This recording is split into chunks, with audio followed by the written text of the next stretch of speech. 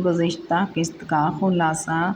इसने आंखें बंद की तो एहसास हुआ नींद तो इससे रूठे बच्चे की तरह उंगली छुड़ाकर किसी सफ़र पर निकल गई है। वो लेटी हुई गुजरे वक्त को सोचती रही और जाने किस पहर इसकी आंख लग गई। किस्त नंबर 41। सुबह नाश्ता करते हुए इसने जानिया को बताया, कल रात को तैयार रहना, असद की शादी की 25वीं सालगिरह है, साथ चलेंगे। लेकिन मैंने तो मना कर दिया है, शाहाना का फ़ोन आया था। क्यों मना कर दिया? आपने ही तो कहा था आइंदा किसी फंक्शन दावत के लिए हामी मत भरना।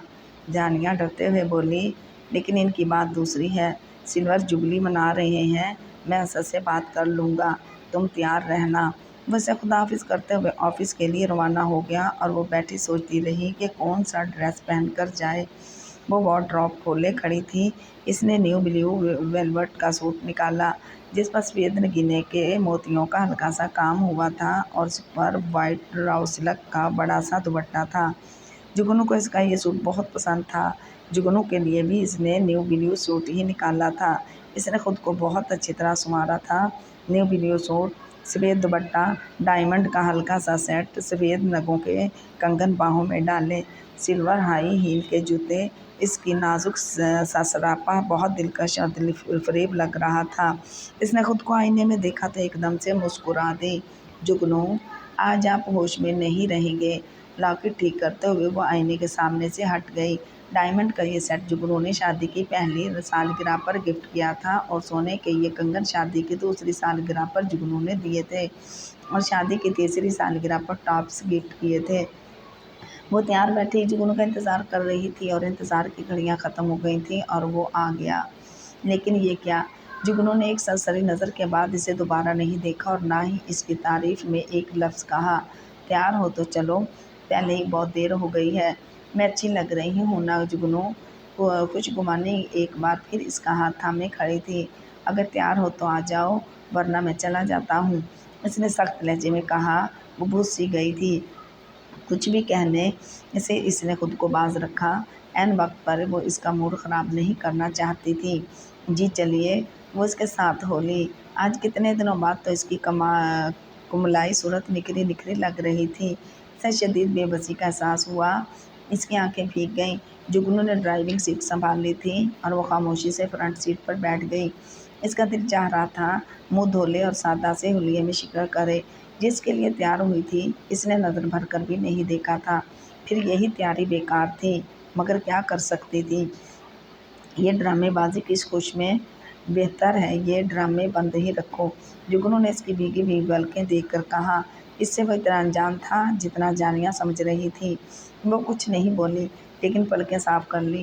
वो पार्टी में सबसे मिलकर हंसता रहा, कह के लगाता रहा। शाहाना से भी इसने खूब मजाक किया। जानिया दूर खामोश बैठी देखती रही। इसे सभी पर गुस्सा आ रहा था। सबने जुगनू खुश होकर बात कर रहा था, वो बेचैनी से पहलू बदलती रही। सभी इसे साइड बिजनेस की मुबारकबाद देते रहे। तुम तो जानते हो मुझे जिस काम का जुनून सवार होता है, मैं इसे करके ही रहता हूँ और इसमें कामयाब भी रहता हूँ। वो अपने किसी दोस्त से कह रहा था। तुम्हारा ये शौक़ इतनी संजीदगी इख्तियार कर लेगा, कभी सोचा भी ना था। खैर, किसी दिन मिलो, फिर तफसील से बातें होंगी। वो इससे हाथ हिलाकर आगे बढ़ गया था। अरे तुम कुछ भी करो, मगर इस प्यारी सी गुड़िया का बहुत ख्याल रखना, ये तुम्हारी जिम्मेदारी है। शाहाना ने खामोश बैठी जानिया को देखकर कहा, जो दूर बैठी भी मुरझाई हुई लग रही थी। जानिया की जिम्मेदारी ने ही तो मेरे पैर जकड़ रखे हैं, वरना तो कब का। जानिया की ज़िंदगी तुमसे मंसूब है, ये याद रखना। याद दहाने का शुक्रिया, लेकिन मैं अपने बिज़नेस की एक चैन बनाना चाहता हूँ और इसकी एक ब्रांच हर मुल्क में ज़रूर होगी और आइंदा चंद सालों में मेरा बिज़नेस टॉप पर होगा इंशाअल्लाह। अल्लाह तुम्हें अपने मकसद में कामयाब करे, लेकिन ख़ुद को इतना ही मसरूफ़ रखो जितना रखना चाहिए। बीवी को इसका हक़ दो। शाहाना ने इसे समझाना चाहा। समझ रही हो ना जो मैं कह रही हूँ?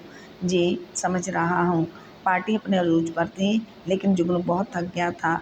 वो माजरत करता हुआ आ गया था। बहुत से लोगों ने इसे रोकने की कोशिश की, लेकिन वो सॉरी करता रहा। जानिया सब लोगों ने ही इसकी खामोशी की वजह पूछी। वो मुस्कुराकर नासाजी तबीयत का बहाना बनाकर चुप रही। लोग बेवकूफ़ या नादान नहीं होते। इसकी आंखें पढ़ भी थीं। जो ख़वातीन इनकी मोहब्बत से जेलस थीं, इन्हें इसे उदास वीरान देखकर खुशी हो रही थी, लेकिन इसका इज़हार ना किया। चलो जानिया, चले। वो इनको खुदाहफ़िज़ करती हुई उठाई। गाड़ी में बैठते ही इसे रोना आ गया। जुगनू को इसके रोने की समझ नहीं आई। तुम नहीं समझोगी मेरी बात। कौन सी बात? इसने सवालिया निगाहों से जुगनू को देखा। हर वक्त आंसू बहाना मशगला बन गया है तुम्हारा। मुझे ये ड्रामे पसंद नहीं हैं। जानिया, आइंदा इस बात का ख्याल रखना। और क्या क्या पसंद नहीं है, एक ही बार बता दो। तुम सब जानती हो। नहीं जानती। ये बदला हुआ जुगनू जो सामने आया है, इसके रूप बहुत नए और अनोखे हैं। मैं सिर्फ इस जुगनू को जानती हूँ जो सिर्फ जानिया का था, जानिया के दिल में धड़कन बनकर धड़कता था। इसकी आंखें आंसुओं से भर आई थीं। रास्ते में ही इसकी कॉल आ गई और वो उसे घर के सामने उतारकर जल्द आने का कहकर चला गया, और वो बिना चेंज किए यूं ही औंधे मुंह लेट कर बिलक बिलक कर रो दी। अब रोने के सिवा क्या कर सकती थी। ना चाहते हुए भी जानिया का जुगनू से झगड़ा हो गया। वो दिल के हाथों मजबूर हो गई थी और इसने जुगनू से कहा, जुगनू, अपने रूटीन बदल लो। मुझ में और बर्दाश्त नहीं है। बर्दाश्त करने की प्लीज़। जो बात भी है मिल बैठ कर हल कर लें। बताएं तो सही, क्या शिकायतें हैं मुझसे? मैं इनको दूर करने की कोशिश करूँगी, मगर कुछ तो बताओ। मेरी समझ में कुछ नहीं आ रहा। ऐसी कोई बात नहीं है। बहुत देर बाद इसने दो टोक अंदाज में कहा, फिर क्या बात है कि इतने बदल गए हो? कहा ना, कोई बात नहीं है। वो अपनी ज़िद का पक्का था। एक मर्तबा जो कह देता तो फिर टस से मस नहीं होता था। फिर जानिया की कोई इल्तिजा मिन्नत समझत काम न आती। जानिया ने इसके सामने पाकिस्तान लौट जाने की तजवीज़ रखी थी, जो इसने सख्ती से रद्द कर दी थी। तो फिर मैं क्या करूं? छोड़ दो मुझे। जुगनू ने दो टोक जवाब दिया। छोड़ दूं? कैसे? अलग हो जाओ। तुम मुझसे मुतमईन नहीं हो। जानिया ने आगे बढ़कर इसके मुंह पर हाथ रख दिया। ऐसी बात अब कभी भी ज़ुबान पर ना लाना, मजाक में भी नहीं। मैं कुछ खा कर मर जाऊंगी। सब कहने की बातें हैं, कोई किसी के लिए नहीं मरता। वो इस्तज़ाइया हंसा। अगर हकीकत में ऐसा हो गया तो जुगनू, जानिया मर जाएगी। वो घुटनों में मुंह देकर रोने लगी। वो उसे रोते हुए देखता रहा और बोला भी तो क्या, मुझे ये ड्रामा पसंद नहीं है। मैं एलर्जिक हूँ इससे। बंद करो ये रोना धोना। अगर इतना ही तंग आ गई हो तो चली जाओ पाकिस्तान। छोड़ दो मुझे। निजात चाहता हूँ मैं अब तुमसे। तंग आ चुका हूँ तुमसे। इसने चबा चबा कर तल्ख लहजे में कहा और उठकर दूसरे कमरे में चला गया। जानिया से बर्दाश्त करना बहुत मुश्किल हो गया। फिर जो बंदा टूटा तो रुकना मुश्किल हो गया। लेकिन वो बेखबर बना दूसरे कमरे में लेटा रहा। फिर इसने जुगनू से नाराज़ होना भी तर्क कर दिया। फ़ायदा भी क्या था। नाहक अपना आप जिलाने से जुगनू पर तो कोई असर होता ही नहीं था। शाहाना ने अपने घर पर एक पार्टी रखी थी। जुगनू शहर से बाहर था। वह दिल बहलाने की खातिर पार्टी में चली आई। इसने हर मुमकिन कोशिश की थी कि खुश नज़र आए, लेकिन इसके मुस्कुराहट के पीछे छुपे दर्द को सबने ही जान लिया था, या वो पहले से ही बाखबर थी और एक वो ही बेखबर थी। इस सारे किस्से से वो अपनी सादगी मासूमियत से मार खा गई थी। दूसरा, इसका हद से ज़्यादा जुगनू पर एतमाद था, जो वो धोखा खा रही थी कि जुगनू किन रगों रलियों में मसरूफ़ है आजकल। डाइनिंग टेलर चल रही है क्या? डाइटिंग चल रही है क्या? रिदा ने पूछा। नहीं तो। बहुत दुबली हो गई हो। जुगनू नहीं आए साथ, वो शहर से बाहर हैं। जानिया ने मुख्तसर कहा। तुम नहीं गई साथ? नहीं। तुम खुद नहीं गई या वो लेकर नहीं गए? इसने तीखी नज़रों से इसे देखा। यह हमारा पर्सनल मामला है। मुझे अच्छा नहीं लगता कि दूसरों से डिस्कस करूं। गुड जानिया, मगर खुली किताब को डिस्कस नहीं किया जाता। बस एक तुम ही बेखबर हो, वरना तो सब ही बाखबर हैं। क्या कह रही हो तुम? वो यकदम ही बेचैन हो उठी। ऐसी कौन सी बात थी जो वो इसे बता नहीं रही थी, मगर तंज कर रही थी? जानिया, तुमने कभी जुगनू के अलावा किसी से दोस्ती ही नहीं की। इस काबिल जाना ही नहीं किससे अपना दुख सुख कह सको। लेकिन खैर, अपना अच्छा बुरा तुम बेहतर तौर पर जानती हो सके तो जुगनू पर नज़र रखो। इतना कहकर वो जानिया के पास से हट गई। जानिया सोचों में डूब गई कि क्या करे और क्या ना करे। अब इसे वाकई एहसास हो रहा था, यहाँ किसी से भी इसकी बहुत अच्छी दोस्ती नहीं थी, क्योंकि इसकी तबीयत मेल नहीं खाती थी इससे। वो दूर दूर ही रहती थी इनसे। बस सलाम दुआ के हद तक ठीक था, इससे बढ़कर कुछ नहीं। پارٹی میں بھی جاتی، شاپنگ کے لیے بھی، لیکن کبھی دوستی کی ضرورت محسوس ہی نہیں ہوئی تھی کسی کو۔ اس کو جگنو کیونکہ جگنو نے ہر رشتے کی کمی پوری کر دی تھی۔ وہ اس کا شوہر، دوست اور بہت اچھا ساتھی تھا، اور وہ لندن میں رہ کر بھی اپنے خول سے باہر نہیں نکلی تھی۔ ان لوگوں جیسی چالاکیاں، ہوشیاریاں نہیں آئی تھیں اسے۔ اس پارٹی میں شازیہ کی خالہ سے اس کی ملاقات ہوئی، جو کیلیفورنیا سے آئی تھی۔ ایک بار پہلے بھی ان سے جانیہ کی ملاقات ہو چکی تھی۔ بڑی پیاری لگ رہی ہو جانیہ، انہوں نے کہا۔ شکریہ آنٹی، کیسی ہو تم؟ اچھی ہوں، اور آپ ٹھیک ہیں؟ طبیعت ٹھیک رہتی ہے آپ کی؟ ہاں، میں بھی مالک کے کرم سے ٹھیک ہوں، لیکن تم مجھے بہت دبلی نظر آ رہی ہو، ٹھیک تو ہو نا؟ انہوں نے گہری نظروں سے اس کے چہرے کے تاثرات کا جائزہ لیا۔ جی، میں بھی ٹھیک ہوں، بس کافی عرصے بعد آپ نے دیکھا ہے نا، تو اس لیے کمزور دکھائی دے رہی ہوں۔ ہاں، ہو سکتا ہے، انہوں نے مختصر کہا، پھر گویا ہوئیں۔ ابھی تک اکیلی ہی ہو؟ میرا مطلب ہے کوئی بچہ؟ بس اللہ کی مرضی۔ تم لوگ ٹھیک تو ہو؟ ہاں جی، بالکل ٹھیک ہیں، ایسی کوئی بات نہیں ہے، بس اس کی مرضی کب نواز دے اپنی رحمت سے۔ تو اس کا مطلب ہے بیٹی کی خواہش ہے؟ وہ مسکرائیں۔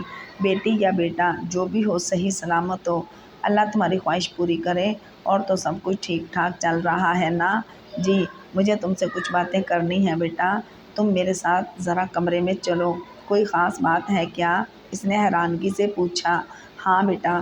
کمرے میں آ کر بھی وہ اس سے ادھر ادھر کی باتیں کرتی رہیں۔ جانیہ کی آنکھوں میں سوال ابھرنے لگا۔ وہ اس کا سوال سمجھ گئیں۔